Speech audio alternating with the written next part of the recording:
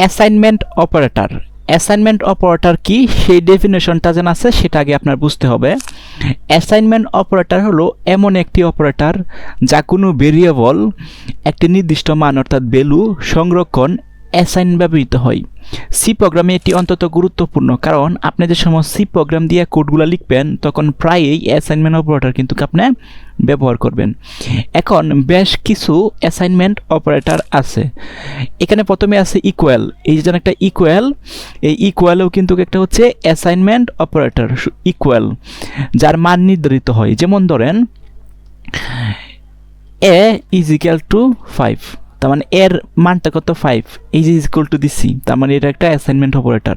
তারপরে হচ্ছে প্লাস সমান, এটা হচ্ছে অ্যাসাইনমেন্ট অপারেটর। মাইনাস ইকুয়াল, এটাও অ্যাসাইনমেন্ট অপারেটর। বাক ইকুয়াল, এটাও কিন্তু অ্যাসাইনমেন্ট অপারেটর। এবং মডুলাস বা বাক্সের উপপাদ্য ইকুয়াল টু, এটাকে বলা হয় আমরা অ্যাসাইনমেন্ট অপারেটর। তো আমরা কিছু উদাহরণ দেখি, তাহলে কিন্তু আপনি ভালোভাবে বুঝতে পারবেন। ধরেন এটা হচ্ছে আমাদের একটা সিম্পল সি প্রোগ্রামের যে স্ট্রাকচার, সেটা আপনারা তো জানেন। সি প্রোগ্রাম লিখতে হলে first of all @include studio.h এটাকে হেডার ফাইলটাকে ইনক্লুড করতে হয়। তারপর একটা কি করতে হয়, একটা মেইন ফাংশন নিতে হয়। মেইন ফাংশন নিছি, এই মেইন ফাংশন ভিতরে একটা ভেরিয়েবল নিছি, দেখেন init a। এই যে ভেরিয়েবলটা আছে, এই ভেরিয়েবলটার মান কত 20। তার মানে এই যে ভেরিয়েবলটা কিন্তু আমি এখানে নিছি, কিন্তু এটার যে মান বা ভ্যালু সেটা কিন্তু আমি ডিক্লেয়ার করিনি। সো আমি পরবর্তীতে ডিক্লেয়ার করে দিছি। তার মানে a ইজ ইকুয়াল টু 0। তার মানে হচ্ছে এই 20টা হচ্ছে এর মধ্যে স্টোর আছে, আর এ মানে হচ্ছে কি একটা ভেরিয়েবল, সামনে কি আছে ইনিট আছে। ইনিট মানে হচ্ছে ডাটা স্ট্রাকচার বলতে এখানে আপনারা তো জানেন হচ্ছে বিভিন্ন ধরনের টাইপ আছে। একটা হচ্ছে ফ্লুইড, ইন্টিজার, ক্যারেক্টার, এরকম অনেক টাইপ আছে। সো সংখ্যার ক্ষেত্রে আমরা সামনে INT মানে ইনিট ব্যবহার করে থাকি। এটাকে আমরা ডিরেক্টলি প্রিন্ট করে দিছি তার রিটার্ন করে দিছি 0। আউটপুট কত হবে 20 হবে, অর্থাৎ 20-এর মানটা এর মধ্যে অ্যাসাইন করা আছে ইকুয়াল দেয়া। That's mean assignment operator. আমরা আরেকটা উদাহরণ দেখি। ধরেন এখানে কি দেওয়া আছে, এখানে দেওয়া আছে plus is equal to operator. Okay, মানে প্লাস ইজ ইকুয়াল টু, এর আগে তো আমরা দেখছিলাম শুধুমাত্র ইজ ইকুয়াল টু, এখন সামনে দেখেন প্লাস ইজ ইকুয়াল টু। তাহলে সেম একটা হেডার ফাইল আমি নিছি, নেওয়ার পর একটা মেইন ফাংশন নিছি, নেওয়ার পর এখানে আমি একটু বোঝানোর চেষ্টা করছি। যেমন ধরেন ইনিট এর মানটা কত 10, তার মানে এ প্লাস ইজ ইকুয়াল টু 5।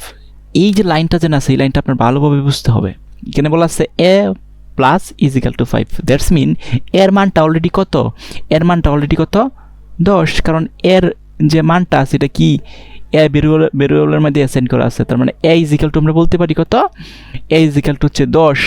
তাহলে এখানে দেন এর সাথে প্লাস করছে কত 5, তার মানে কত হবে 10 প্লাস 5 ইজ ইকুয়াল টু কত 15 হবে। তার মানে এর মানের সাথে প্লাস মানে যোগ করা হয়েছে, কত যোগ করা হয়েছে 5। তার মানে আউটপুট কত হবে, আউটপুট হবে দেখেন 15। আচ্ছা, তাহলে আমরা আশা করি বুঝতে পারছেন যে আসলে অ্যাসাইনমেন্ট অপারেটরগুলো কীভাবে কাজ করে। অ্যাসাইনমেন্ট অপারেটর যদি ইকুয়াল দেওয়া থাকে, যেমন ধরেন এখানে 4, তাহলে এই 4টা অ্যাসাইন করতেছি, এখানে কার কাছে অ্যাসাইন করতেছি, একটা ভেরিয়েবলের নাম দিতে হবে। ধরেন এখানে আমি এক্সের কাছে 4টা অ্যাসাইন করে আমি দিয়ে দিছি, এটাই হয়ে গেছে। আবার ধরেন এরকম হইলো, এই যে এক্স তো আমি পাইছি, তাহলে আমরা লিখতে পারি যেন x plus is equal two 10। তাহলে এক্স এর মানটা অলরেডি এক্সিস্টিং এর কত আছে 4 আছে। তার মানে এই এক্স এর জায়গার মধ্যে আমরা কত বলতে পারি 4। এই যে আমি প্লাস দিতে পারি, কত দেওয়া আছে 15, 10, এই যে দিলাম আমি 10। তাহলে আলটিমেট রেজাল্ট কত হইতাছে 14।